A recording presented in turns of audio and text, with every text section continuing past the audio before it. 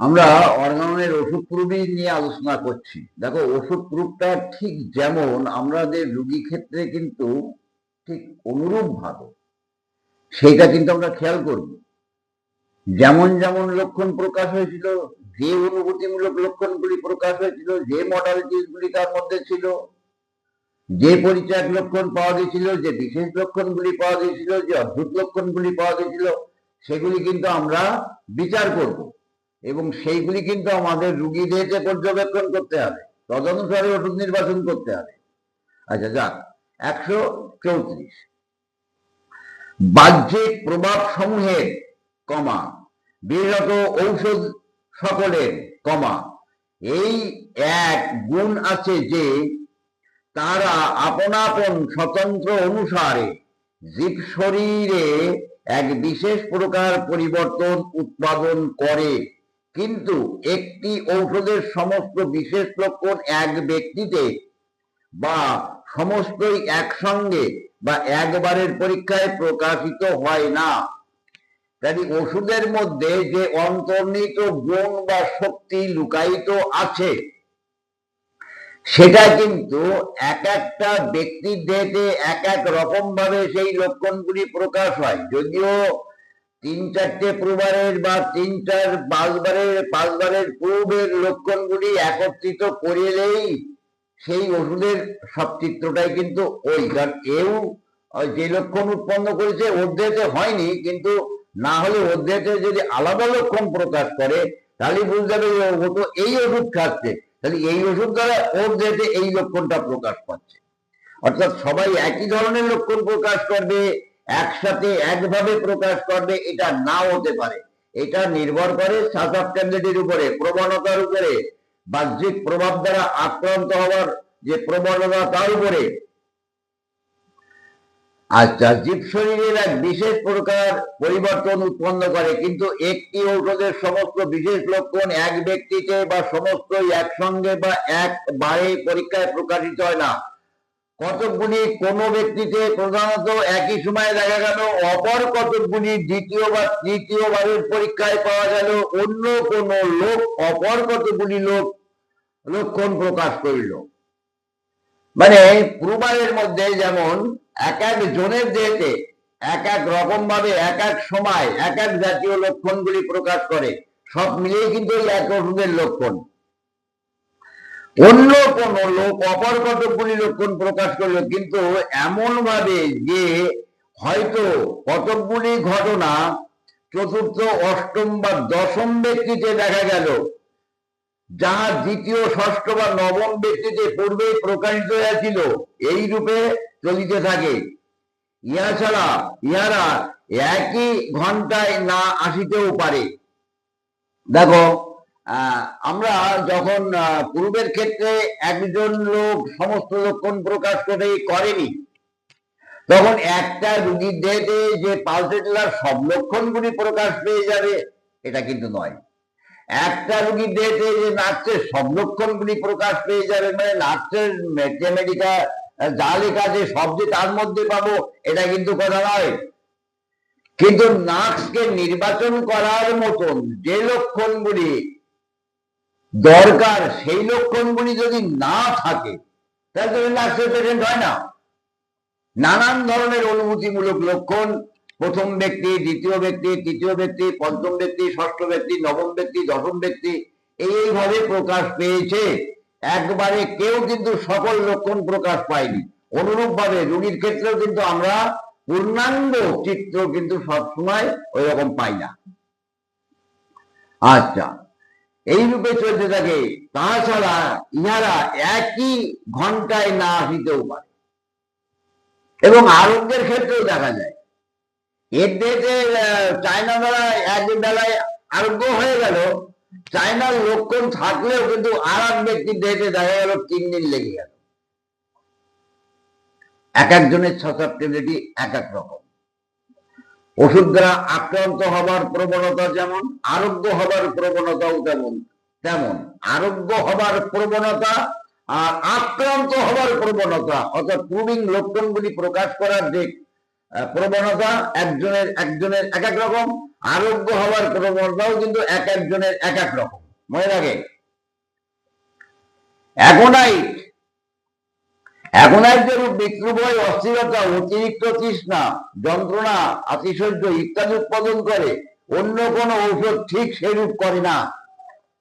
কিন্তু এই যে অ্যাগোনাইটের এই লক্ষণটা এক চান্সেই যে সবাই প্রকাশ করে দেবে কিন্তু তা নয়। দেখা গেল হয়তো দ্বিতীয়বারের পরীক্ষায় একজন প্রকাশ করলো, প্রথমবারের পরীক্ষায় আর একজন প্রকাশ করেছিল, তার বেশ কতগুলি লক্ষণ, সব মিলেই কিন্তু এই অ্যাগোনাইটের লক্ষণ। আমরা পরবর্তীতে ভাষ্যগুলি নিয়ে পরে আরো আলোচনা করব, যখন ওষুধ নির্বাচন করার জন্য লক্ষণগুলির তুলনামূলক পার্থক্য করব, তখন এগুলি আলোচনা করব।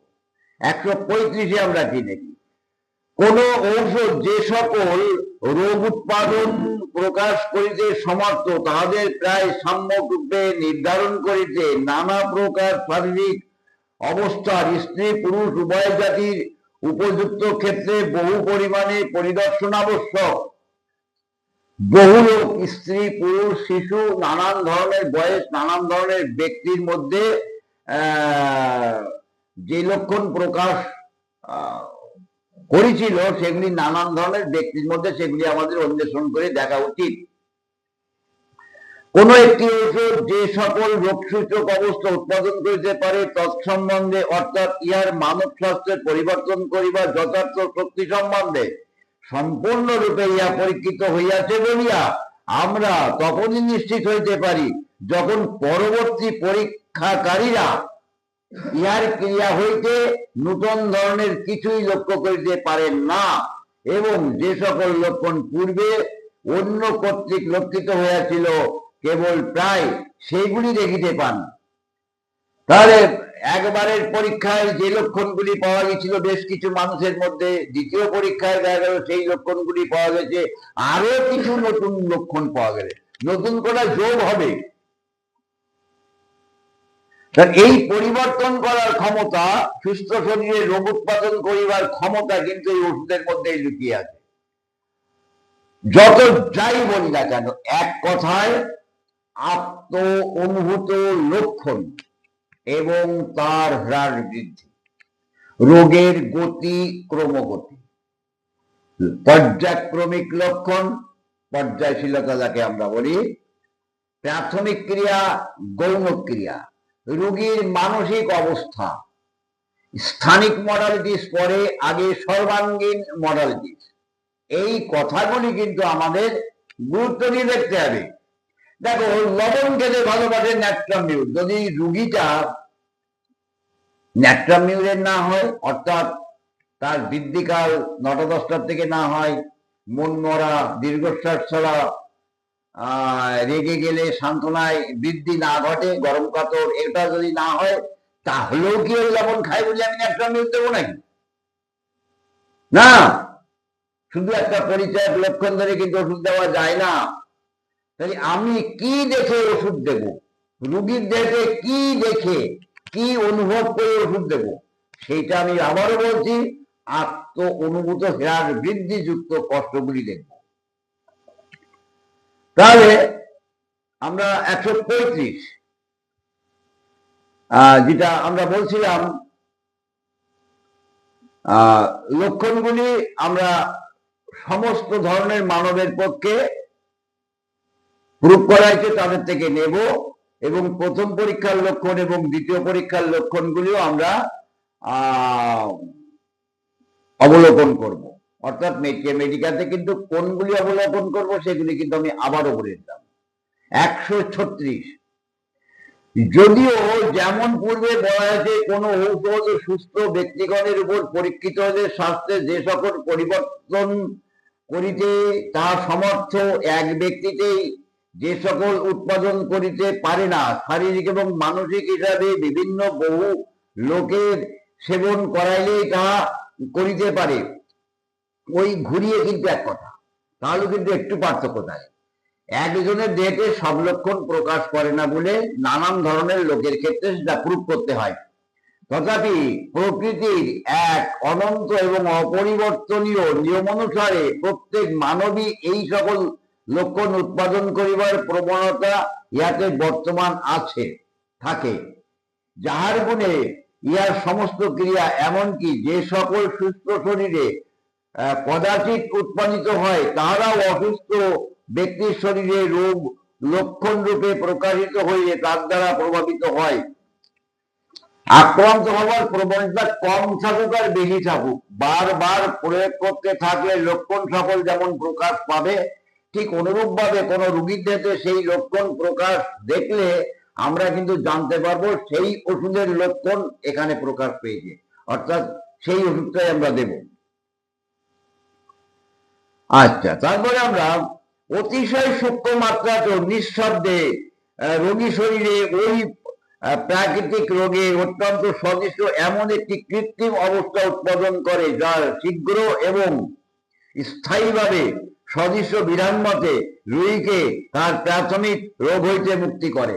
ঠিক আরোগ্যের ক্ষেত্রেও সাদৃশ্য বিধান মতে যদি আমাদের সূক্ষ্ম মাত্রায় রোগীদের সেই ওষুধটা প্রয়োগ করা হয়, তাই ঔষধের শক্তি এবং গুণধর্ম দ্বারা সেই রোগী আরোগ্য কিন্তু নিশ্চিত হবে। আবারও বলছি, রোগ ফল দেখে নয়, আত্ম অনুভূতি মূলক লক্ষণগুলি, মানসিক লক্ষণগুলি, অস্বাভাবিক অদ্ভুত লক্ষণগুলি, বিরল লক্ষণগুলি, সর্বাঙ্গীন যে জেনারেটিস গুলি আছে সেইগুলি দেখে কিন্তু আমাদের ওষুধ নির্বাচন করতে হবে এবং সূক্ষ্ম মাত্রায় প্রয়োগ করতে হবে। হোমিওপ্যাথির যে মূল মন্ত্র সেটা হচ্ছে law of similia, law of simplex, law of minimum. সাদৃশ্য বিধানে ওষুধ নির্বাচন করা, একটি মাত্র ওষুধ নির্বাচন করা, আর এই ঔষধকে সূক্ষ্ম মাত্রায় বা শক্তিতে রূপান্তরিত করে প্রয়োগ করা। ঠিক আছে, তাহলে পর্যন্ত।